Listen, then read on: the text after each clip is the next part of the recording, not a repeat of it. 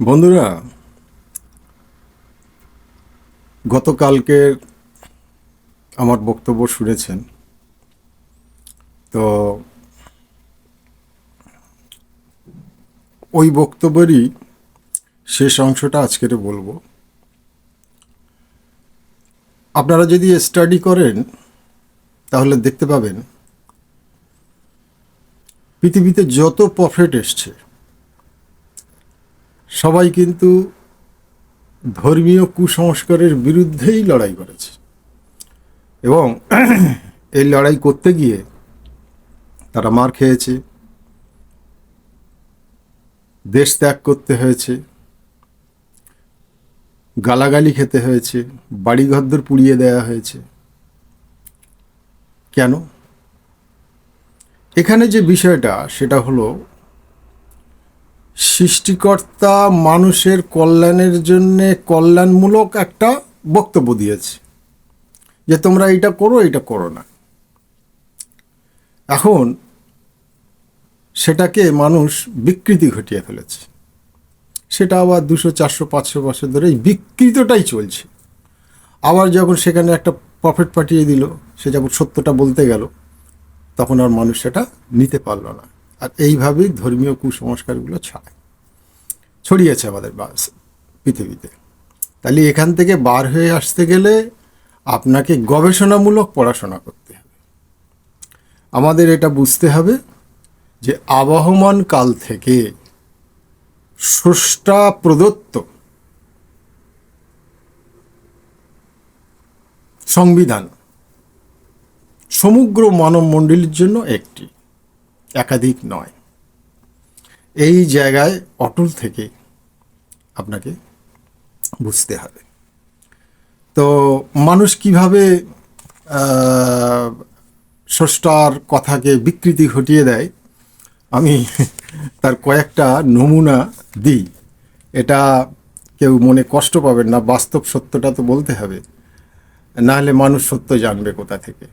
ওই জন্যে পড়াশোনা যখনই করবেন, গবেষণামূলক পড়াশোনা হতে হবে। এটা খুবই দরকার। আপনি মাদ্রাসা বলুন, স্কুল বলুন, কলেজ বলুন, বা ইউনিভার্সিটিতে বলুন, যেখানেই বলুন না কেন, সবটা যে আমরা সঠিক শিখি এটা প্রমাণিত সত্য নয়। আবার অনেকটাই সঠিক শিখি, তবে ভুলও থাকে অনেক। সেই জন্যে একটা মানুষের মৃত্যু পর্যন্ত স্টাডি করে যেতে হয়। যাই হোক, আমি এখানে একটা তুলে ধরছি। ধরুন, এই যে ইরান থেকে আর্যরা আমাদের ভারতবর্ষে আসলো, হিন্দু ধর্ম আজকের নাম হয়েছে, কিন্তু অতীতে তো ছিল বৈদিক ধর্মের মানুষ। বৈদিক ধর্ম, বৈদিক সনাতন ধর্ম বলা হয়। এখন মূল গ্রন্থ হচ্ছে বেদ। বেদ থেকে সব অন্যান্য বিভিন্ন গ্রন্থ তৈরি হয়েছে। এখন সেই বেদ 100% সঠিক পাওয়াটা খুব মুশকিলের ব্যাপার। তার কারণটা হচ্ছে তখন কাগজ আবিষ্কার হয়নি। বেদের আর এক নাম শ্রুতি বলা হয়, কিন্তু বিষয়টা হচ্ছে যে বেদ শুধু শ্রুতি না, সবই শ্রুতি। বেদের আগেও যেসব স্রষ্টার নির্দেশ এসেছিল সেগুলোও শুনে শুনে মনে রাখতো সবাই। তখন কাগজ আবিষ্কার হয়নি, মানুষ করবে কি? তো এটা তখন ছিল। ফলে ঈশ্বরের বক্তব্যটা বিকৃতি ঘটে যাওয়া এটা খুব স্বাভাবিক, খুব স্বাভাবিক। তবে সেটা বিভিন্নভাবে বিভিন্ন কারণে ঘটেছে। যাই হোক, আমি বক্তব্য সংক্ষেপে বলি।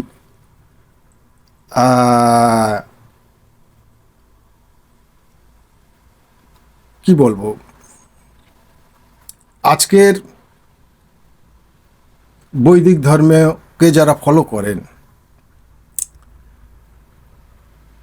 এমন এমন কথা সেখানে লেখা আছে যেগুলো মানুষের সামনে বলতেও লজ্জা লাগে। যেমন বলছে, মহিলারা যদি স্বামীর কাছে মার খায় তারপরেও প্রতিবাদ করা যাবে না, প্রতিবাদ করতে পারবে না। কেন? যদি প্রতিবাদ করার চেষ্টা করে তাহলে পরজন্মে সে বিড়াল হয়ে জন্মাবে অথবা বাঘ হয়ে জন্মাবে। আচ্ছা বলুন তো, এটা ঈশ্বরের কথা হতে পারে? এটা কোনো প্রফেটের কথা হতে পারে? তো এই ধরনের প্রচুর সমস্যা রয়েছে। এটা একটা তুলে ধরলাম আমি। এটা আছে আপনার শিবপুরাণ, রুদ্র সংহিতা, পার্বতী খণ্ড পড়বেন, পেয়ে যাবেন। আবার আপনি চলে আসুন মুসলিমদের ক্ষেত্রে। মুসলিমরা তো সব কিছুকেই খুব পবিত্র মনে করে। মুসলিমরা মূল ধর্মগ্রন্থ কোরআনকে বিকৃতি ঘটাতে না পারলেও প্রচুর দলে দলে বিভক্ত হয়ে গেছে, ৭৩ দলে বিভক্ত হয়ে গেছে, এবং সেখান থেকে নিজেরা বিভিন্ন গ্রন্থ রচনা করেছে, লিখেছে। ফলে সেখানেও বিকৃতি ঘটে গেছে প্রচুর। তাই সেখানেও ঘোষণা হয়ে গেছে যে ৭৩ দলের ভেতর একটা দলই হচ্ছে কি জান্নাতে যাবে, বাকি ৭২টা দল জাহান্নামে যাবে। কারণ এই ৭২টা দল কি কোরআন পড়ে না, হাদিস পড়ে না? সবই পড়ে, কিন্তু আকিদা চেঞ্জ হয়ে গেছে, বিশ্বাসটা পাল্টে গেছে। কেন বিশ্বাসটা পাল্টে গেছে? কিভাবে পাল্টালো? এখানেও সেই অনেকটা ধর্ম ব্যবসায়ী এবং পলিটিশিয়ানদের কারণে। একটু তুলে ধরি, আমি কাউকে দুঃখ দেওয়ার জন্য বলছি না, সত্যটা জানার চেষ্টা করতে হবে। মানবেন কি না মানবেন সেটা আপনার ব্যক্তিগত বিষয়। যাই হোক, ইমাম আবু হানিফা একজন ইমাম, 1000 বছর আগে, 1300 বছর আগে কি আরও বেশি, তিনি নাকি বলেছেন যে গম, জব, ভুট্টো থেকে তৈরি মদ হালাল। আরও এরকম অনেক কথা আছে, আমি বলতে চাচ্ছি না, ভিডিও বড় হয়ে যাবে। আর কাউকে আঘাত দেওয়ার জন্য বলছি না, বাস্তব সত্যটাকে মেনে নিতে হবে। আচ্ছা বলুন তো, এই কথাটা আল্লাহর কথা হতে পারে? হজরত মোহাম্মদ সাল্লাল্লাহু আলাইহি ওয়াসাল্লামের কথা হতে পারে? যদি বলেন এটা কোথায় আছে, এটা আছে হিদায়া গ্রন্থতে, 4th খণ্ড 496 পৃষ্ঠায় আছে। এই মদ হালাল সম্পর্কে ওই কেতাবে 496 পৃষ্ঠায় যে শুধু লেখা আছে তা নয়, আপনি 497, 499 পৃষ্ঠাগুলোতে বিস্তারিত ব্যাখ্যা পাবেন। এছাড়া আরও যেসব লেখা আছে, মানে চিন্তা করতে পারবেন না যে এগুলো ঈশ্বরের মুখনিসৃত বাণী হতে পারে। আচ্ছা, এবারে মনে করুন আপনি বললেন যে ধর ওসব ধর্মগ্রন্থ পড়বো না, আমি বিজ্ঞান নিয়ে চলব, বিজ্ঞান মানব, ওসব কিছু মানব না। সেখানেও কি শান্তি আছে? দেখুন একটু চেষ্টা করি, সেখানেও সমস্যাটা দেখুন। আপনারা গ্রিক বিজ্ঞানী টলেমির নাম শুনেছেন অনেকে, তো যারা পড়াশোনা করেছেন তারা তো জানেন। তো টলেমি কি বলেছিল? টলেমি বলেছিল সূর্য পৃথিবীর চারিদিকে ঘোরে। কি বলেছিল? সূর্য পৃথিবীর চারিদিকে ঘোরে। তো টলেমির এই বক্তব্যটা পৃথিবীতে টিকেছিল 250 বছর। এই 250 বছরে কত বিজ্ঞানী, কত শিক্ষক, কত জ্ঞানীগুণী মানুষ এই বিশ্বাস নিয়েই মারা গেছে যে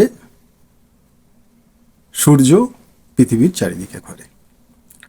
এখন এরপরে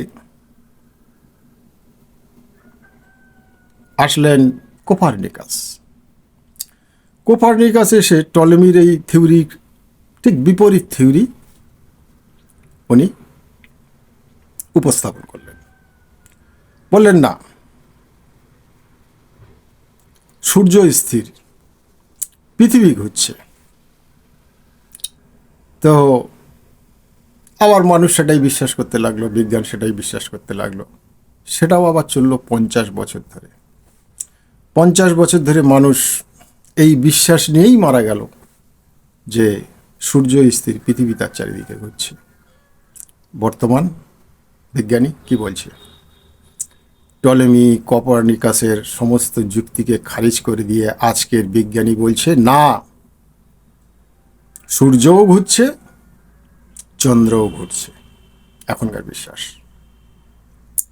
এই এখনকার যে বিশ্বাসটা, এই বিশ্বাসটা কোরআনের সাথে মিলে যায়। কোরআনেও ঈশ্বরের বক্তব্য, আল্লাহর বক্তব্য একদম সেম, যে মহাকাশে যা কিছু আছে সবই ঘুরছে নিজস্ব কক্ষপথে। তাহলে আমার মূল বক্তব্য হলো, গবেষণামূলক পড়াশোনা যদি না করেন, আপনার বিশ্বাসটা সঠিক হবে না। এই বিশ্বাসটাকে আরবিতে বলা হয় আকীদা।